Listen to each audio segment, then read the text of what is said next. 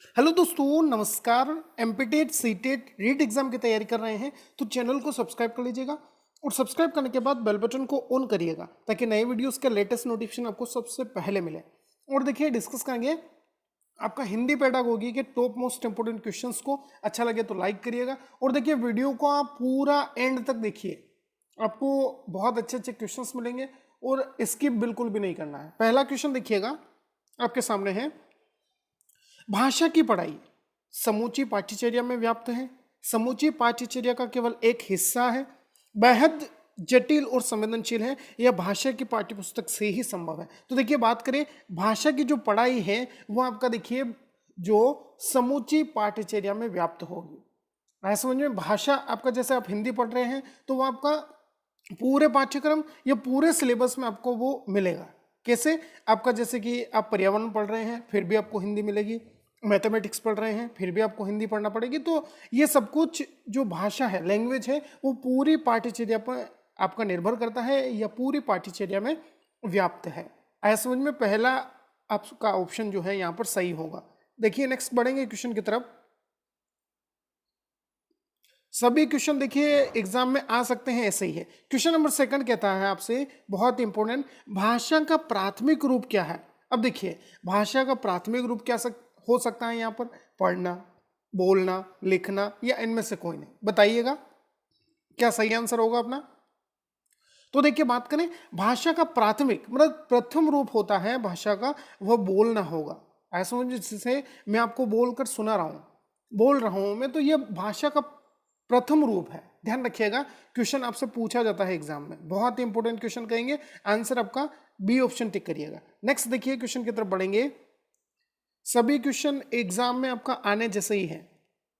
Question number third क्या कहता है, मातृभाषा की क्या विशेषता है। देखिएगा, मातृभाषा जो माता की भाषा होती है या मदर टंग, जिससे बच्चा आपका प्रारंभ में सीखता है, वो भाषा परिवार की भाषा हम कहते हैं जिसको। तो यहाँ पर अनुवाद करके पढ़ाया जाना, जैसा का वैसा बता देना, बिना अनुवाद करके पढ़ाया जाना या उपयुक्त में से कोई नहीं। तो देखिए, मातृभाषा क्या होती है?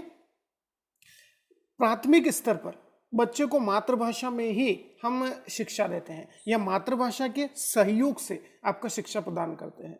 तो यहां पर देखिए, हमारा जो सही आंसर होगा, मातृभाषा की विशेषता क्या है? अनुवाद करके पढ़ाया जाना, जैसा का वैसा बता देना या बिना अनुवाद करके पढ़ाया जाना, मातृभाषा की विशेषता है। आपको देखिए मैं बता दूं, बहुत ही इंपॉर्टेंट क्वेश्चन रहने वाला है ये एग्जाम में। सही आंसर अपना मातृभाषा के माध्यम से अनुवाद करके पढ़ाया जाना, पहला ऑप्शन अपना यहां पर सही होगा। ध्यान रखिएगा, एग्जाम में पूछा जा सकता है क्वेश्चन। नेक्स्ट देखिएगा, क्वेश्चन की तरफ बढ़ेंगे। क्वेश्चन नंबर 4 आपके सामने है, भाषा सीखने का परम उद्देश्य क्या है। बताइएगा, अपने हृदय की बात कहना किसी से, अपनी बातें दूसरों को समझाना या अपने विचारों को आदान प्रदान में भाग लेने की क्षमता प्राप्त करना या अपना दुख सुख दूसरे को सुनाना।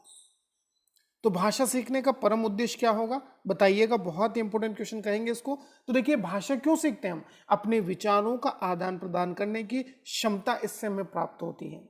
ऐसा समझ में, एक दूसरे को हम अपने विचार, अपने थॉट्स बिल्कुल क्या कर सकते हैं? ट्रांसफर कर सकते हैं। और जो भी हमारे अंदर जो अभिव्यक्ति है, जो भी भाव है, उनको हम दूसरों तक पहुंचा सकते हैं। सी ऑप्शन अपना यहाँ पर टिक करिएगा। नेक्स्ट देखिएगा, क्वेश्चन की तरफ बढ़ेंगे, बहुत इंपॉर्टेंट क्वेश्चन है।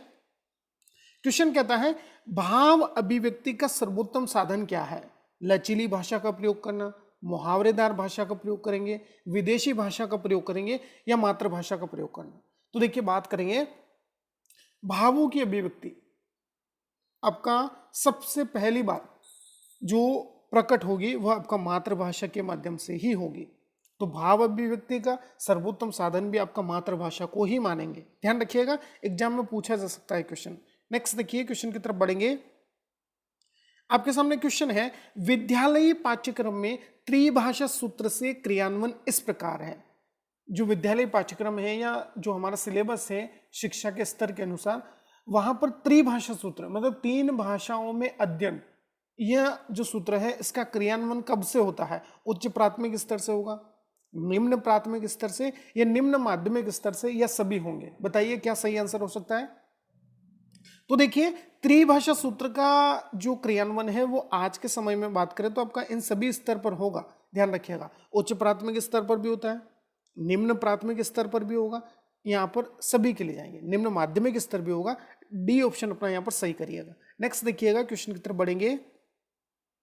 क्वेश्चन कहता है निम्न प्राथमिक स्तर पर पढ़ाई जाने वाली भाषा होगी। अब देखिएगा, जब निम्न प्राथमिक स्तर है तो कौन सी भाषा में हम बच्चों को शिक्षा दें ताकि वो आपका उनको समझ सके और आगे बढ़ सके, समझकर आगे बढ़ना। आधुनिक भाषा है, राष्ट्रीय भाषा है, मातृभाषा होगी या विदेशी भाषा? बताइए क्या सही आंसर होगा। तो बात करें, देखिए निम्न प्राथमिक स्तर पर बच्चे को मातृभाषा की सहायता से शिक्षा देंगे तो वो उसे समझ भी आएगा, उसके वातावरण परिवेश सब कुछ मातृभाषा में ही आपका संजोए रहता है वो। तो मातृभाषा के माध्यम से शिक्षा देना बच्चे को आपका विकसित करना है, सर्वांगीण विकास की ओर प्रवृत्त करना है। और बच्चा देखिए यहाँ पर मैं कह सकता हूं कि प्रभावपूर्ण तरीके से समझेगा। आया समझ में? सी ऑप्शन टिक करिएगा। देखिएगा नेक्स्ट क्वेश्चन आपके सामने है। क्वेश्चन कहता है मातृभाषा शिक्षण का सिद्धांत निम्नलिखित में से है। अब देखिए मातृभाषा आप बच्चों को दे रहे हैं या मातृभाषा के माध्यम से आप शिक्षण या टीचिंग का कार्य कर रहे हैं, तो कौन कौन से सिद्धांत इसमें उपयोगी होंगे? क्रियाशीलता का सिद्धांत है, अभिप्रेरणा का सिद्धांत है, रुचि का सिद्धांत है, या सभी होंगे? बताइएगा क्या सही आंसर होगा। तो देखिए मातृभाषा शिक्षण के माध्यम से क्रियाशीलता भी बनी रहती है, अभिप्रेरणा भी बिल्कुल आती है बच्चे में, प्रेरित होता है बच्चा, खुद से होगा, बाह्य रूप से होगा। रुचि का सिद्धांत, रुचि लेकर बच्चा जब मातृभाषा के माध्यम से शिक्षा दी जाती है तो रुचि बिल्कुल विकसित होती है बच्चे में। सभी के लिए जाएंगे, डी ऑप्शन आप टिक करिएगा। बहुत ही इंपॉर्टेंट क्वेश्चन। नेक्स्ट देखिएगा, क्वेश्चन की तरफ बढ़ेंगे। अंतरराष्ट्रीय भाषा क्या कार्य करती है? अपने विचारों के आदान प्रदान प्रस्तुत करना, एकता स्थापित करती है, विभिन्न देशों को मिलाना, या विभिन्न राष्ट्रों का एकीकरण करने में सहायक होगी? बताइएगा। क्वेश्चन नंबर 9 के लिए जल्दी से आंसर कर दीजिए, क्या सही आंसर होगा अपना। तो देखिए अंतरराष्ट्रीय भाषा, आपका अंतरराष्ट्रीय मतलब होता है एक देश के स्तर से दूसरे स्तर के लोगों की भाषा को समझना, अंतरराष्ट्रीय भाषा कहलाता है। तो अंतरराष्ट्रीय भाषा क्या करेगी? विभिन्न राष्ट्रों या देशों के एकीकरण में सहायक है। ऐसा समझ में? जैसे हमारे भारत में भी कई विदेश दौरे पर हम जाते हैं या कहीं घूमने जाते हैं तो हम इंग्लिश जानते हैं, अंग्रेजी भाषा को जानते हैं। तो अंग्रेजी भाषा को जब हम बोलेंगे दूसरे देश में तो बिल्कुल वो लोग भी हमें समझेंगे कि हाँ ये इंग्लिश जानते हैं और हमारे जैसे ही भाषा प्रयोग करते हैं। तो अंतरराष्ट्रीय स्तर पर विभिन्न राष्ट्रों के एकीकरण में यह सहायक होगी। आया समझ में? बहुत ही महत्वपूर्ण है। नेक्स्ट देखिएगा, क्वेश्चन आपके सामने है। जिस विधि में छात्र व अध्यापक विचारों का आदान प्रदान करते हैं वह विधि क्या कहलाती है? बताइएगा। अब देखिए छात्र और अध्यापक, कक्षा में देखिए अध्यापक प्रश्न पूछता है बच्चों से, बच्चे भी आपका कुछ समस्या है तो उनको बिल्कुल शिक्षक को बताता है, अवगत कराता है। तो छात्र व अध्यापक विचारों का एक दूसरे के प्रति आदान प्रदान कर रहे हैं, वह कौन सी विधि होगी जिनमें यह कार्य हो सकता है? प्रश्नोत्तर विधि है, विचार विमर्श है, निगमन है, या प्रयोजना विधि होगी? बताइएगा कौन सी आपका विधि होगी। बहुत ही महत्वपूर्ण क्वेश्चन है। तो बिल्कुल सही जवाब दे रहे हैं आप, विचार विमर्श विधि होती है यह, जिसमें कुछ विचारों का आदान प्रदान आपका शिक्षक व छात्र के बीच में होता है। आइडिया समझ में? चलिए देखिए नेक्स्ट क्वेश्चन की तरफ बढ़ेंगे।